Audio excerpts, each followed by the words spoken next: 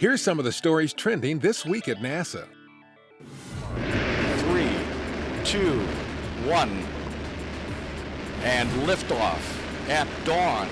The dawn of Orion and a new era of American space exploration.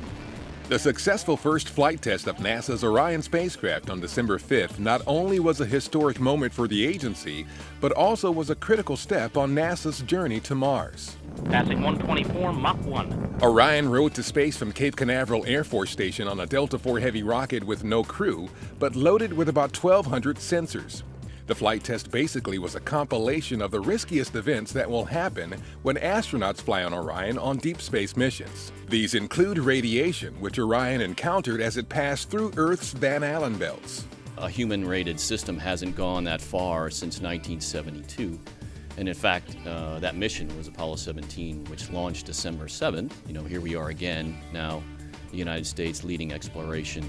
But surviving the 4,000-plus degree Fahrenheit temperatures generated on Orion's return to Earth, its so-called trial by fire, was one of the flight's most crucial tests. The first look looks really good from a data standpoint, but we'll dig through all the data and make sure that everything is there. We'll definitely learn some things from this flight. That's why it was a test flight. It will really help us as we take those next steps into the solar system with humans. As planned, 2 orbits in about 4.5 hours after launch, Orion splashed down in the Pacific Ocean, successfully ending its first flight, while at the same time providing forward momentum for NASA's journey to Mars. This, like I say, is serial number 001 of a storied fleet of vehicles. And when we look back 20, 30 years from now, we can trace it all back to today where it started out with Orion serial number 001.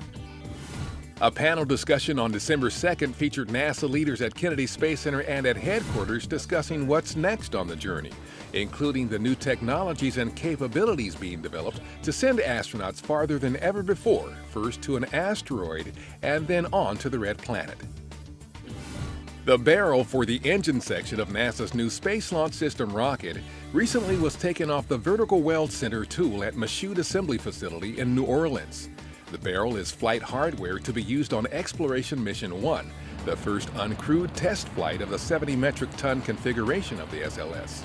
The barrel and a ring will house 4 RS-25 engines that will power the core stage of the SLS. NASA has approved the completion of the first milestone in the Boeing company's path toward launching NASA astronauts to the International Space Station from U.S. soil again under a groundbreaking commercial crew transportation capability contract.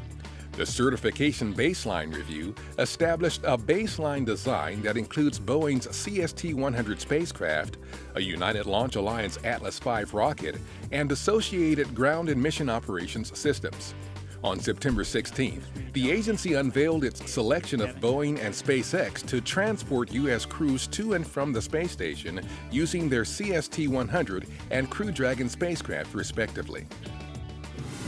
And that's what's up this week at NASA. For more on these and other stories, follow us on social media and visit www.nasa.gov/twan.